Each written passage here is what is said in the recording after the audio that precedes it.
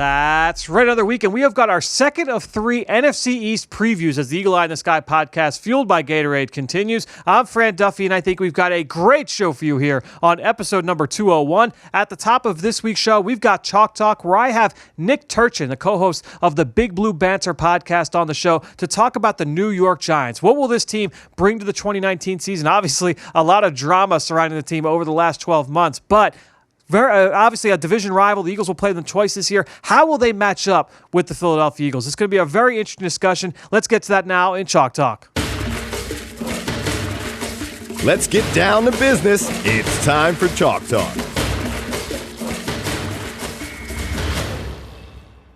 We're really happy to welcome in Nick Turchyn at TManic21 on Twitter, a guy that I've followed now for over a year now, and Nick and I have gone back and forth. Nick is an outstanding follow if you don't already follow him on Twitter, just to break down the game from an all-22 standpoint, especially focusing on the rival New York Giants. And Nick, welcome to the Eagle Eye in the Sky podcast, fueled by Gatorade. Really appreciate you joining us here on Chalk Talk. Let's start things off with really, and this might be a little bit of a loaded question, what is the biggest storyline for this Giants team right now as we sit here a couple weeks into camp? Yeah, I think you can't have a storyline or not mention a storyline now without talking about the health of the wide receiver group. And it seems like every other day a wide receiver goes down. So I would say that would definitely be the number one thing. If it was not for the story of new quarterback, number one draft pick Daniel Jones, and whether or not he can get his way into reps with the number ones in the coming 2 weeks. So those are kind of the two main focus points in camp, I would say. So it would, and this might be the same answer, I guess the biggest concern for the team would be that wide receiver position, right? I mean, you're moving on from Odell Beckham Jr., you bring in a Golden Tate, you've got Sterling Shepard already there. Is that the biggest concern, or is there another area you feel is probably more the biggest worry for that team right now going into the season? I think the wide receiver group is definitely a concern, but I actually think the biggest one would be pass rush, just because there's a lot of improvement in the secondary in terms of personnel, but they need a bona fide mix of guys that can actually generate disruption. And there's only so much you can do if the quarterback's got 3 and 3.5 seconds to deliver the ball downfield. Yeah, it was interesting to see what the strategy was going into the draft. They had 3 first-round picks, and they did spend one on DeMarcus Lawrence or Dexter Lawrence rather, out of Clemson, but not a guy that's known for his ability to get after the quarterback. We'll get to that defensive front though here in a sec. What do you feel is the strongest position group for this Giants team going into the fall?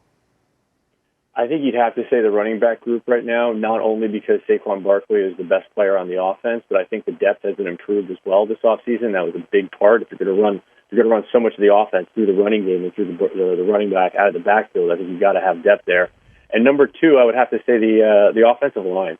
It's really been improved. And just rewatching Kevin Zeitler's tape from the preseason this week, he's really a big solidifying addition on the right side of the line.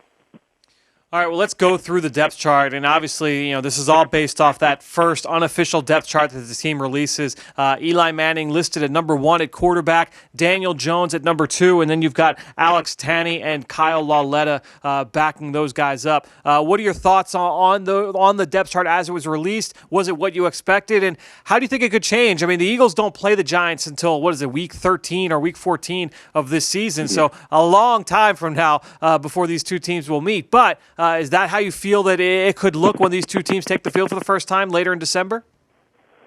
Yeah, I think so. I think you may see Jones before then. I think I'm kind of targeting the week 5 to 7 range, unless if the Giants kind of come out of the gate kind of hot with Manning, basically changing the tape from last year or changing the tide from last year.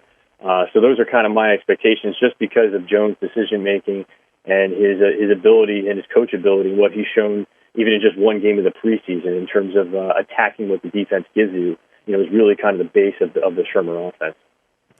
Do you feel like Jones will be able to kind of operate exactly the way that, it won't be to the exact level that Eli has, just because he's a veteran in this league. But when you look at Daniel Jones from a skill set standpoint, do you think year one that they would have to scale it back a lot if he were to play early? Or do you think he'd probably have a little bit more on his plate than a typical rookie quarterback? I think in general, the offense runs so many 3-level flood concepts, dressed up in different ways. Honestly, not that dissimilar from the way the Rams run their offense. That the expectations for Jones that should be that he can match that in year one. Where it goes in year 2 or as the offense evolves, especially with Mike Shula as offensive coordinator, I think that's where the variable is. Whether or not you're going to see more RPO to more just variation in the run scheme too, married with the mobile quarterback. I think that's where the change would come under Jones. But I absolutely think that he can play in year one in the offense as it stands now.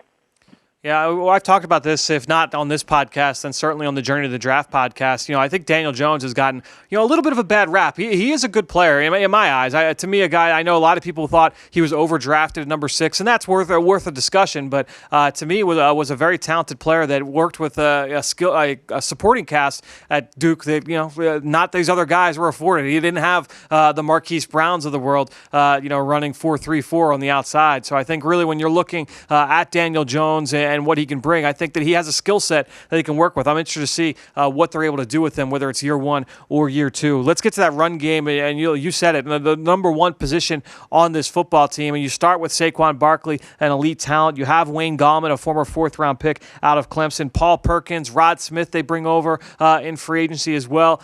Talk about this depth chart and what the roles are for these guys. How do you think they all fit into the offense? Obviously, Saquon is the workhorse.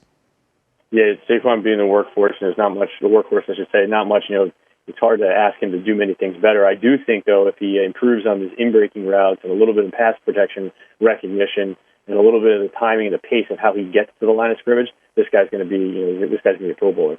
Outside of that, on Wayne Gallman's side of things, I think he can really emerge as the clear number 2 this year. I think he runs with a lot of competitiveness. He always falls forward, and he's a little bit better than people realize out of the backfield. I think last year he didn't get a ton of touches. It's hard to get the rhythm in the game for him, and I do think at some point you will see more two-back sets this year from them. Interesting. Because I think that last year was at somewhere around 4%.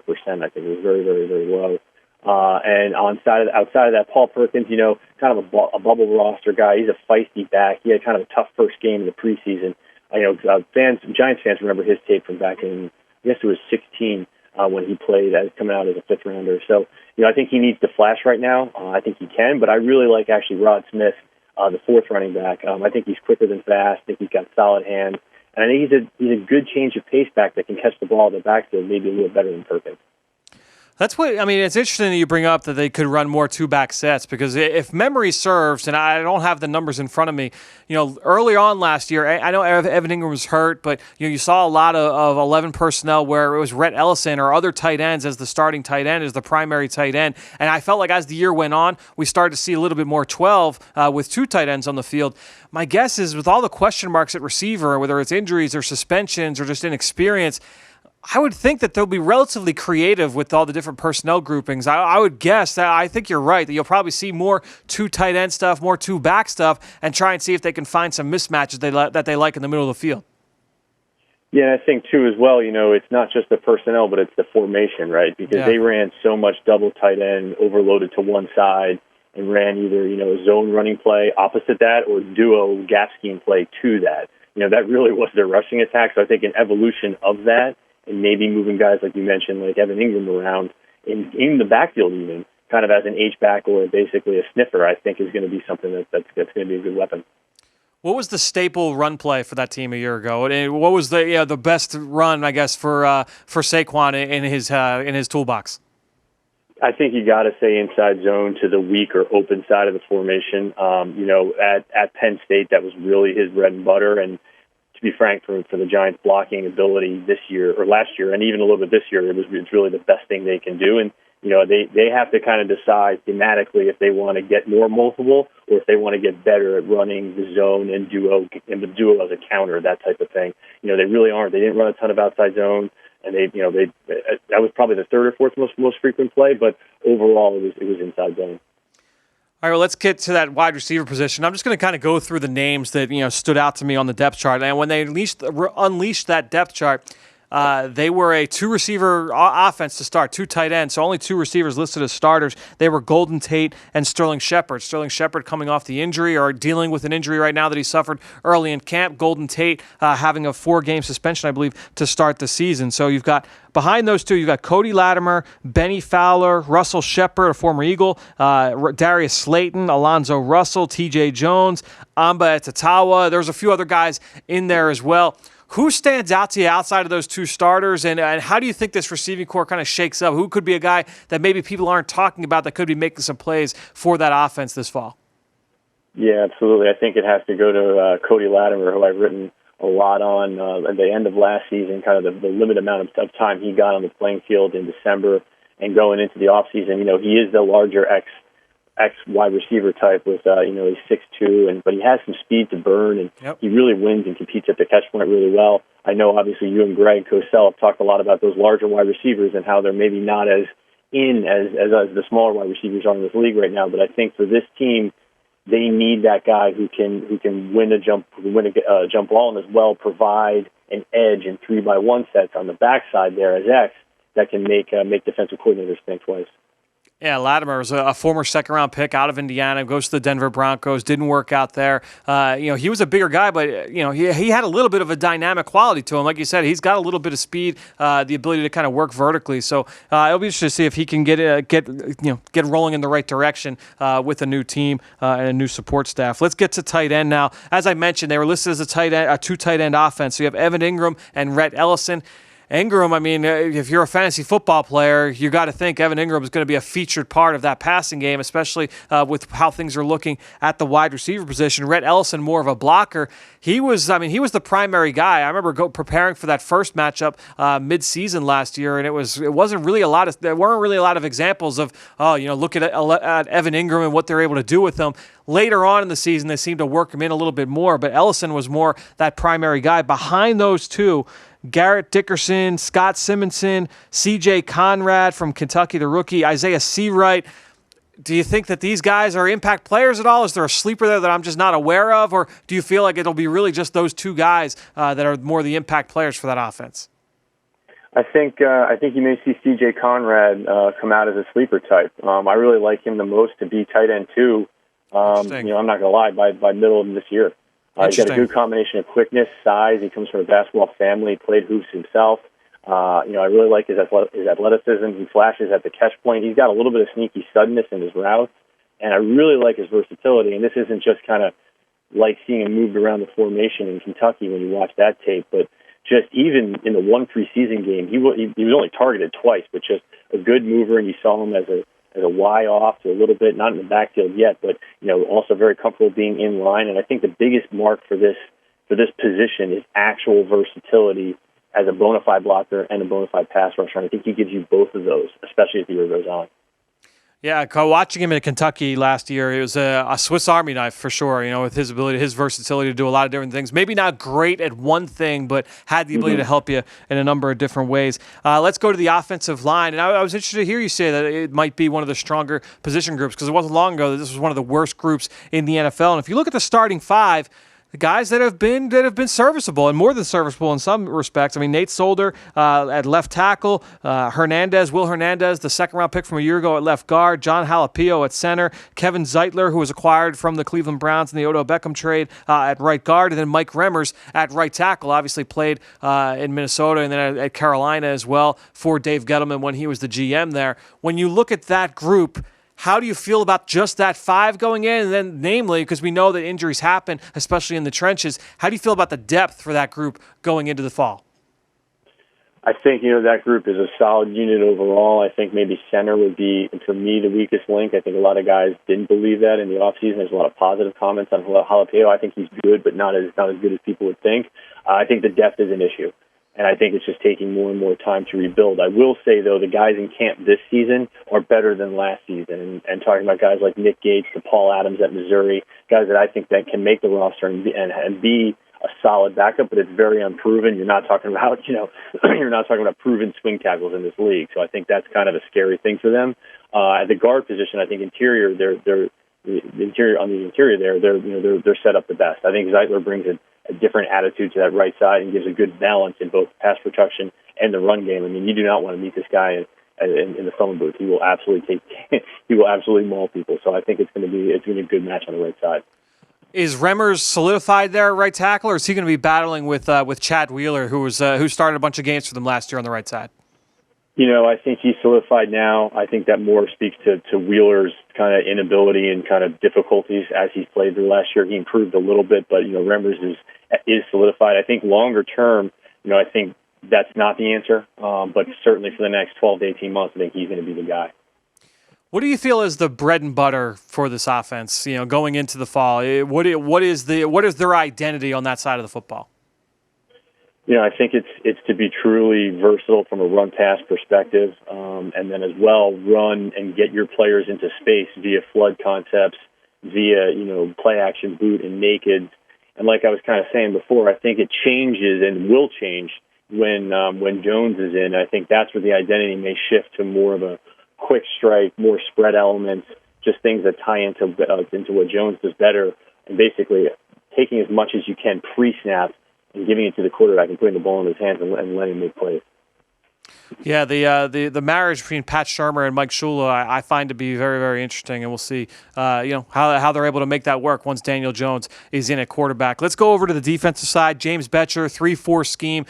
We talked last week about another 3-4 scheme down in Washington, so let's start there this week. Along the defensive line, that three-man front, they trade Snacks Harrison last year. They draft a guy in the first round in Dexter Lawrence out of Clemson that brings a very similar skill set. So you've got Dexter Lawrence with Dalvin Tomlinson, a younger, another second-round pick, a guy I think is now in his third year, and then B.J. Hill, who they took out of NC State a year ago.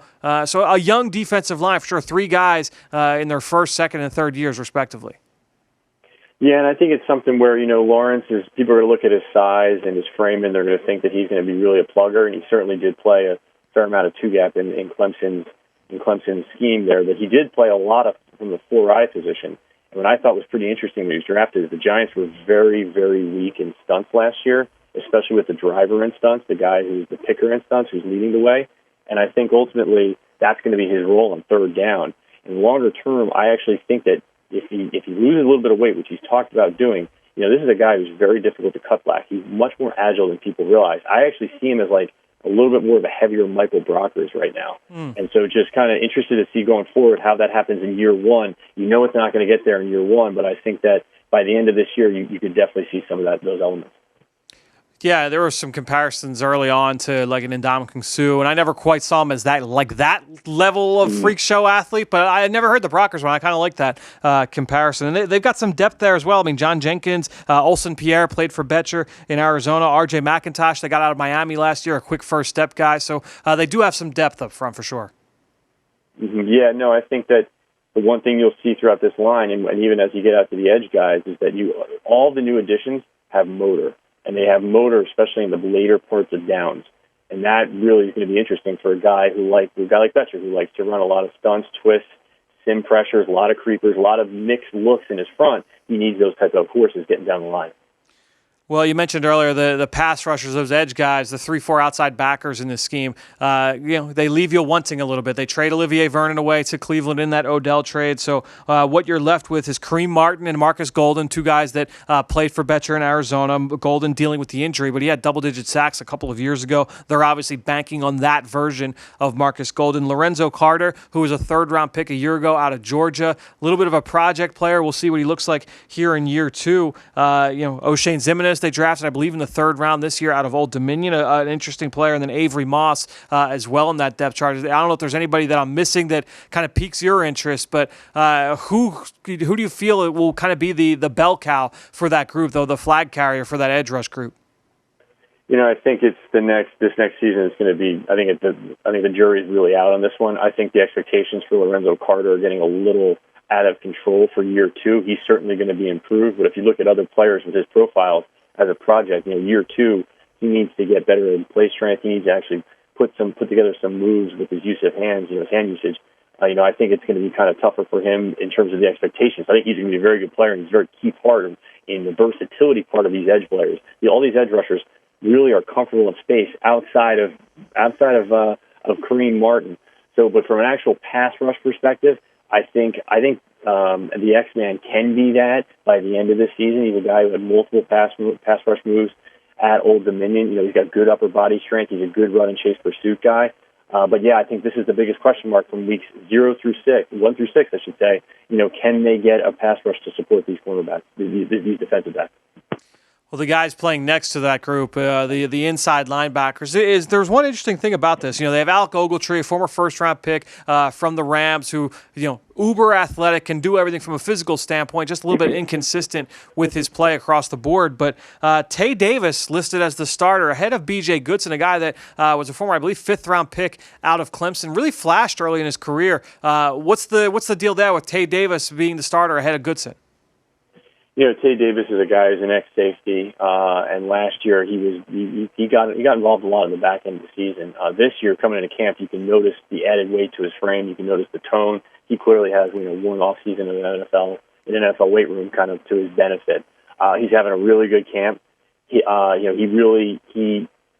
very athletic. He's very good sideline to sideline, and his twitch is almost improving, I would say, this off season. Where he lacks or where you're looking for is he just needs to continue to improve to be assignment sound. You see some situational aspects where he's kind of taking a wrong step in the wrong direction. And last year, you saw some stuff where it was just pure blown assignment. And I think that's going to kind of be, once he gets over that hump, I think that he could really be that athletic player for them, or at least that's how they see it right now. And yeah, for guys like Goodson who are falling farther down the depth chart, I think it's tougher. Right now, these inside linebackers, with the money backer role kind of playing, being so prevalent, you need to be able to play both ways and be very comfortable in space. And just not sure if Goodson is that at this point right now for the team. Well, there's been a lot of turnover at the cornerback position for this team if you look over the last 2-3 seasons, and a lot of young players have been added. They still have Janoris Jenkins. He's still there. But DeAndre Baker, one of their 3 first-round picks this season. Now, he did leave practice, or I don't think he even made it to practice a couple days ago. We're recording this on Monday. I think I saw a report this afternoon that it was not a torn ACL, so I guess that's good news. No news yet in times of this recording of what the status is with DeAndre Baker. But DeAndre Baker, Grant Haley, who was a nickel corner out of Penn State a couple of years ago, Antonio Hamilton, Sam Beal, who they took in the supplemental draft, I want to say with a third-round pick last summer, so summer of 2018. He got hurt in his first training camp and was out for all of last season. Corey Ballentine, a late-round pick in this year's draft. What do you make of this cornerback group going into the year? I think DeAndre Baker is going to be as good a player as advertised. A really physical, feisty cornerback, best in soft press, really good mirror match, and he's pretty competitive at the catch point. I think his biggest concern as he makes the transition is adjusting to basically not being able to be as physical as he's used to at the top of routes. And he saw that this preseason, the first preseason game where he had a DPI penalty there. So I think that he's going to kind of be the guy. I think that the sleeper is not much of a sleeper anymore because he's getting a lot of attention, and that's Corey Ballentine. And he definitely has the most juice in camp and the most momentum coming out of the first preseason game against the Jets. It's just kind of there's not a lot of tape. It's not as easy for many to get the tape from him in college, but he's really got nice ball skills. He's pretty athletic, and he's able to basically turn and get the ball. And I was recently hearing Daniel Jeremiah speak, and everyone has the traits that they like at different positions, and he mentioned that for cornerback, and I kind of overlooked that. Like the ability to actually turn and find the ball is pretty important. This guy's flashing that like immediately at camp, and he recently had mentioned that he had never been to an NFL game before the first preseason game last week against the Jets, and in that game he had an interception. So that's kind of where the experience is for him right now. But definitely think that he has the talent and competitiveness to be an impact player on this team. Yeah, the Baker pick is interesting. I think back to like a year ago, and DeAndre Baker entering the 2018 season, he was a first-round pick for everybody, everybody in the media. And I watch him, and I'm like, all right, well, he's not the biggest, he's not the fastest. I saw the same thing that you're talking about in terms of how handsy he was, how grabby he was. He had flags thrown him multiple times. I remember watching the early season game against South Carolina, and he had a couple penalties drawn on in that game. But the more you watch him, you see the feistiness, you see the competitiveness, you see the toughness, you see the ball skills, the ability to finish at the catch point. I think he did. You talk about it with Ballentine, where he's got the ability to turn and find the ball late. I didn't quite see that with Baker, but he did have the ability to finish at the catch point when things were in front of him. There were things that you liked, but I never quite saw like legit first-round talent. Like this guy is a can't miss in terms of his physical tools, but you like the demeanor, the way that he plays, the play personality. So certainly a guy that I think kind of fits the mentality that James Bettcher brings, a very aggressive coach, and the way that they play, we'll get into it. But I think he does fit that from a schematic standpoint. Let's get into the safety position. They trade for Jabril Peppers, another player involved in the Odell Beckham trade. So he's the new safety. Landon Collins out, Jabril Peppers in. Antoine Bethea, another guy that played for James Bettcher before. Antoine Bethea joins up. So now he helps form this new safety tandem. Julian Love, I thought was interesting. He was a corner at Notre Dame. He's listed as a backup safety. I thought that was very interesting. And then Michael Thomas as well was a starter for them, I believe, last year. Now we're relegated to more of a backup role. Yeah, you bring up Love, and that really is interesting too, because he played mostly boundary corner at Notre Dame, which is kind of surprising to now see him, and especially with Coach Shermer talking about how he likes his spatial awareness and he likes him in space. Potentially, basically, going to taking reps at the free safety position going forward, or the safety position in general going forward. I think that, again, it's maybe an example of he wasn't asked to do it in college, so it was hard to really see the tape, and now that we're seeing it at another level, he's able to transition. I think that, he's going to be interesting, because the key to this back end, I would say, is versatility, especially at the safety position. And so, all the players you mentioned, they all have kind of better range than people realize. Bethea breaks on the ball very, very well. I think Peppers is better in space and even better in versus tight ends than people realize. But all are pretty interchangeable, and that versatility is very important for what Bettcher asks his players to do, because it's really not a quarters-based team. It's really not a cover 3, 1 high-based team. It's really kind of all of that with a big mix of man, match, and zone across the board. So, you need those guys that can be just good enough in multiple areas. So you go back to James Bettcher when he was in Arizona, and with Bruce Arians, and you talk about, okay, what's their identity? And I think back to those teams, even when Todd Bowles was there and Bettcher was an assistant under him. It was a lot of man coverage. It was a lot of sub-package, heavy DB, a ton of pressure, lots of blitzes and stunts. What do you feel is the now that we're going into another year here with Bettcher at the helm, what do you feel is the identity of this defense? How are they going to look to attack opposing offenses this fall? Yeah, it was interesting. Studying the 16 and 17 tape, and then coming into last year, I expected to see the same. A lot of rush 6, rush 7 even, a lot of man behind it, and quite frankly, you really just didn't see that. Yeah. There's a lot of sim pressure, a lot of creeper, rushing 4, and then rushing 5, and a lot of zone blitz type elements. And overall, I think that that's what he's more comfortable doing on his own. I think that in Arizona, he had Bruce Arians in his ear telling him to bring, 11, 12, and 13 rushers, and many guys, bringing guys off the bench to get in and rush the passer. I think when you do that, you got to play man behind it. And I think now that he's got his own kind of defense, his own freedom, I think he wants to do a little more just basically multiple on the back end, and that's what they've talked about ever since he's been there. And so, I heard this from a great football coach last week, actually, on a podcast, but I think his real goal, his identity from a passing game perspective, is to take the offensive coordinator out of the equation on a play-by-play basis and put the pressure on the quarterback to live in that post-snap world. Now, how does he do that? He changes coverages and looks as much as they can on a post-snap basis after the snap. And I think that you need the defensive backfield who's smart enough, who's able to do it, and as well who has, like we said, just enough of the versatile traits to be able to handle each position that they're going into effectively. I think you saw last year at the beginning of a lot of games, he was able to kind of stun a lot of quarterbacks, and maybe didn't result in really a lot of pass rush stats in terms of sacks and pressures, but ultimately kind of kept the Giants in the game in a lot of times in the first half. I think there's going to be more of that. I think it's kind of the hope to get one-on-one matchups on the front and a rush 4, rush 5 basis.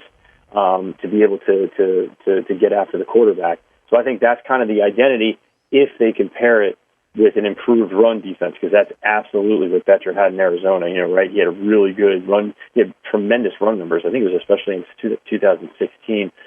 So I think that there's an element of Don Brown almost there, where he wants his players to play fast by handling the run, but then being multiple on coverage downs and being able to do a lot of things to stun the quarterback. Well, I'm glad you brought that up, because that was it. I think back to one play. I want to say it was the second time it was when the Eagles were at home. So it was at Lincoln Financial Field, and there was a play in the red zone. And Carson Wentz is a quarterback, and they bring a receiver in motion from right to left, and a corner traveled with him. So, the Eagles, they among other teams, they use that as a pre-snap indicator, right? Give the quarterback information. If a defender runs with a player in motion, most likely that's man coverage. So Carson Wentz takes the snap. He drops back. He goes to his man-beating side of the route concept, thinking he's got man coverage because that's what the Giants showed. No, it was not man coverage. It was zone coverage. Now, it didn't end. That was a really savvy thing by the Giants. It ended up not working out for them because Carson Wentz stepped up, was able to buy some time, went to his right side. Zach Ertz won at the top of his route, made the catch, and actually made a man miss and got into the end zone for a touchdown. So it was a good play for the Eagles, but really good disguise from Betcher's defense. And I think that's something I've talked with Ben Fennell off air a lot about this over the course of the last couple of weeks. That might be something we see a little bit more of across the league this year, some defensive disguise with their man zone pre-snap indicators. Requires a lot of communication, but Betcher seems like he was a little bit ahead of the curve when it came to something like that. Yeah, I think it's something that you see a little bit more in college, right, where you have a more quarters-based schemes or quarters-based systems where that's a lot easier to do, right, when you're in a too-high structure, passing off your underneath, hook or flat defenders and doing so in a way that looks like something else. That's part of the reason, at least what I hear from coaches, that's one reason why you don't see motion as much in the Big 12, is because you just, unless you're doing it for leverage on the defender, you're really not gaining much from that. You're not gaining that indication of man or zone. I think it's definitely something that you will see more of from Betcher, and I think it's one of those things where, disguise is kind of the element. It's not just to do it just because he wants to do it. It's really to help out his pass rush and give them enough time to get some pressure on the quarterback. Nick, my last question for you, we're talking about how these two teams match up, and the big question that I asked Mark last week, how will the Giants try to match up to the Eagles when they're in 12 personnel, when they've got Zach Ertz and Dallas Goedert, two versatile tight ends, when they've got the ability to beat you in so many different ways? How do you feel that the Giants will look to match up to that group? I think it's gonna have to be big nickel, and I think they're gonna have to learn to live with that. In terms, obviously, Doug Peterson likes to run those sets for long periods of time, sometimes with hurry up. So, I think that's one thing that Betcher's ready for, is to be comfortable in who you have out there, because you may not be able to substitute. So within that big nickel package, I see the best matchup being really Bethea, Love, and Peppers as the safety tandem or the safety trio. And basically, I think that you may see Bethea and Peppers to start off with on the tight end more so than Love, just because of their kind of both of their abilities to handle it in man coverage if that's the case, or play zone underneath if that be the case as well. But I definitely think that the Giants are not the team that can, for them to play base and to have basically a linebacker in subbing for that safety. I really don't think that is the answer against those Philadelphia Eagles tight ends. That's an easy matchup to exploit there. Well, we have got a little bit of time before we'll find out exactly what their plans will be for that. Again, these two teams, I believe, play twice in the final 4 weeks of the 2019 season, so we've got some time. But, Nick, really appreciate the time here on Chalk Talk on the Eagle Eye in the Sky podcast, fueled by Gatorade. We'll talk to you again soon. Well, just great stuff from Nick, who you could follow on Twitter just like I do, at TManic21. And while you're at it, I'm at FDuffy3. That's where I post all the podcasts I'm a part of and all of our X's and O's content that we produce over at PhiladelphiaEagles.com. And you know how much I appreciate everybody that promotes this podcast on any form of social media. That is one way to support the show, but the other is to go onto Apple Podcasts or Stitcher, wherever you listen.